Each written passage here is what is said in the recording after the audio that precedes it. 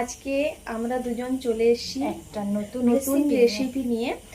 তো সেটা কি রেসিপি করছি তো চলো তোমাদের সাথে শেয়ার করছি। তো আবার অনেকদিন পরে ভিডিও দিচ্ছি, তো চলো দেখা যাক কি বানাই। কি করছো এখানে? এখন এই যে মোমোর চাটনিটা বানালাম, এটা একটু জল দিতে হবে, শুকনো হয়ে গেছে।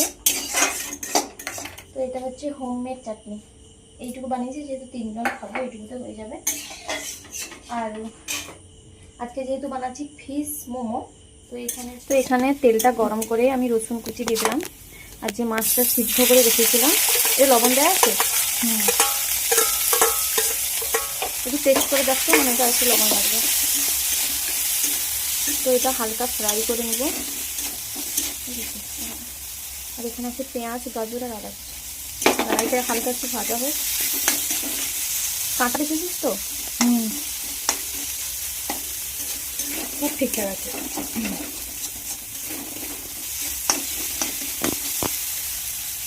এটা একটু তেল লাগবে, দেখি না আর একটু না, কড়াটা একটু লেগে গেল, কড়াটা গরম হয়।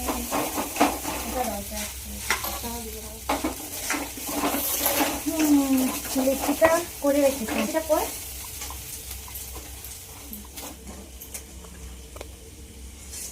আমার এখন মোমোর মশলা পুরো রেডি হয়ে গেছে। এখন শুধু লেচি কাটবো, স্টিমে বসাবো। লেচিটা কাটবি? করছি।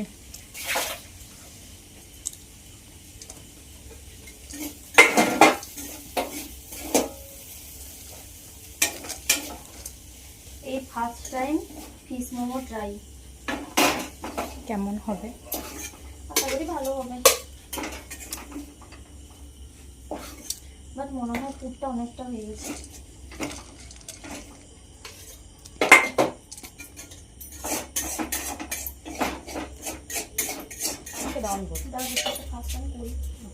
ফার্স্ট আমি ট্রাই করি কেমন হয়। দেখতে ভালো লাগবে। ওই আমি কিন্তু কোনোদিনও করি না, কিরকম করবো না, দাঁড়া আমি নিচে রাখি, ঠিক আছে?